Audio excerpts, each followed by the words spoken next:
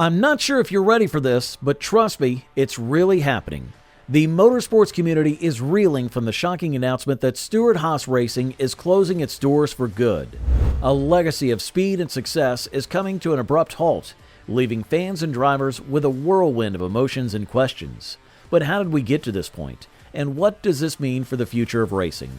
In today's episode, we'll delve into the rise and fall of this iconic team, exploring the impact of its departure on the sport.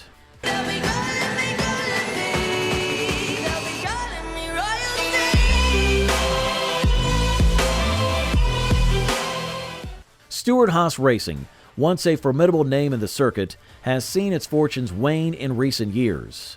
The decline of Stewart Haas Racing is not an isolated event, but rather a part of a broader pattern observed in motorsports, where teams rise and fall with the tides of time and technology. The departure of Barney Visser's Furniture Row Racing from the NASCAR scene was abrupt, a stark contrast to the gradual descent of Stewart Haas Racing. The latter situation mirrors the mid-2010s era of Roush Fenway Racing, which also experienced a significant downturn. Roush, a once dominant Cup Series team, faced the exodus of veteran drivers like Matt Kenseth and Carl Edwards, who moved on to rival teams. Greg Biffle, another seasoned driver, later expressed regret for not leaving sooner. The common thread in these scenarios is the rapid evolution of the sport and the inability of some to keep pace, leading to a reduction in team size and playoff presence. Stewart Haas Racing's decline became more pronounced with the loss of veteran drivers Kurt Busch and Clint Bowyer, who retired after the 2018 and 2020 seasons respectively. The year 2020 was particularly pivotal for the team, as speculation swirled around the potential recruitment of Kyle Larson to fill the vacancy left by Bowyer. Despite Kevin Harvick's impressive 9-win season, Larson ultimately joined Hendrick Motorsports.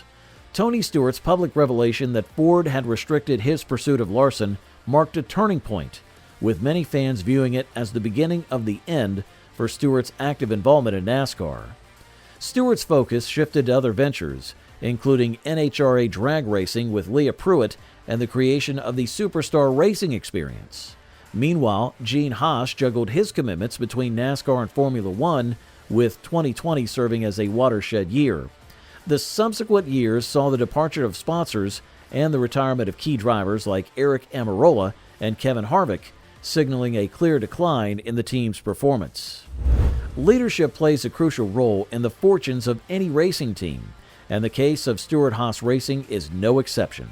The waning interest and absence of Stewart and Haas from the NASCAR scene has been cited as significant factors in the team's downturn.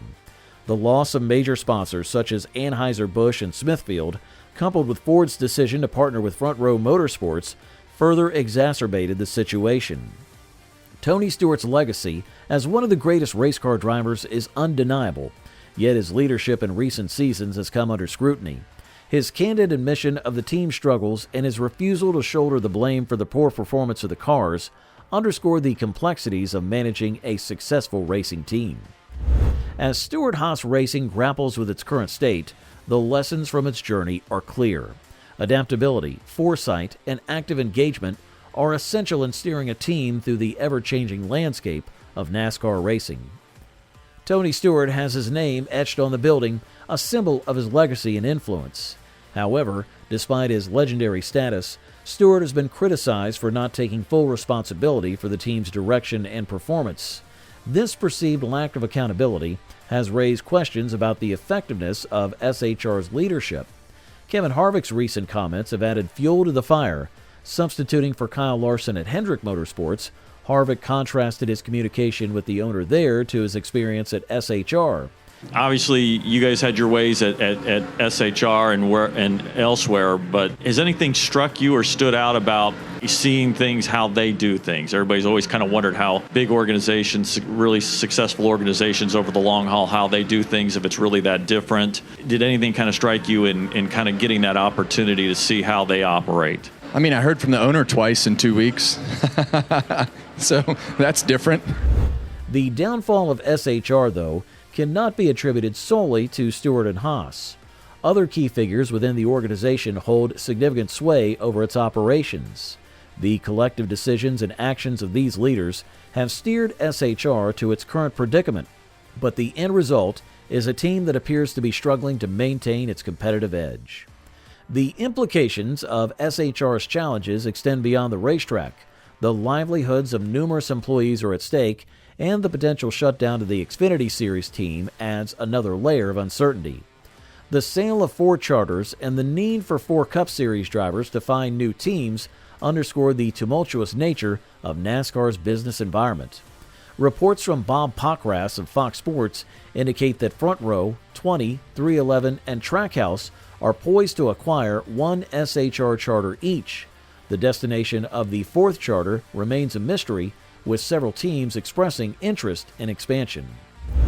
The reshuffling of charters could significantly alter the landscape of NASCAR, especially with the possibility of a new charter agreement limiting organizations to 3 charters each.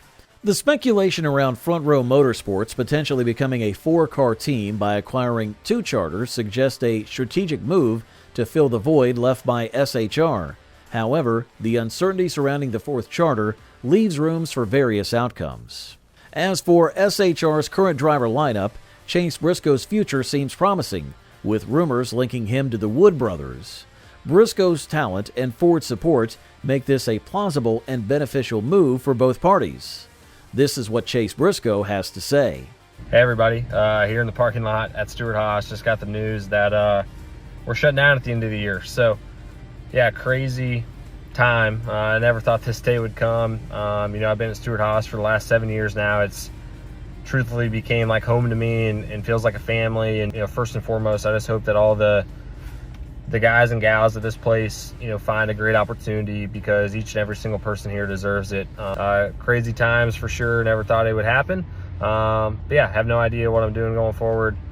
It's going to be an interesting time these next couple weeks, just trying to find even what's available out there, and hopefully can land on my feet and continue to race in the Cup Series. So Front Row Motorsports emerges once again as a pivotal player in these developments, with potential moves that could reshape their team and influence the broader dynamics of the series. The possibility of Front Row Motorsports acquiring a charter and the subsequent decisions regarding driver lineups have sparked much speculation and discussion among fans and experts alike.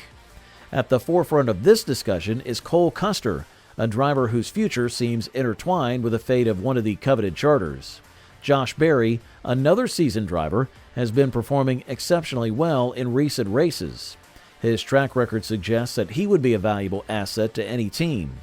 While the extent of sponsorship he can attract remains uncertain, the continued support of Love's Travel Stops could play a pivotal role in his career trajectory. Noah Gragson's future is also a topic of intense speculation. Reports suggest that Richard Childress Racing might be interested in obtaining a 3rd charter for Gragson, which would undoubtedly be a significant move for both the driver and the team. Riley Herbst and Ryan Preece are 2 drivers with contrasting fortunes. Herbst, with some funding behind him, might find it easier to secure a place in the racing world. On the other hand, Preece's lack of recent success raises questions about his future in the sport. So whatever your thoughts are, let us know in the comments section below. Make sure to like this video and subscribe to the channel for more future updates. And once again, thanks for watching.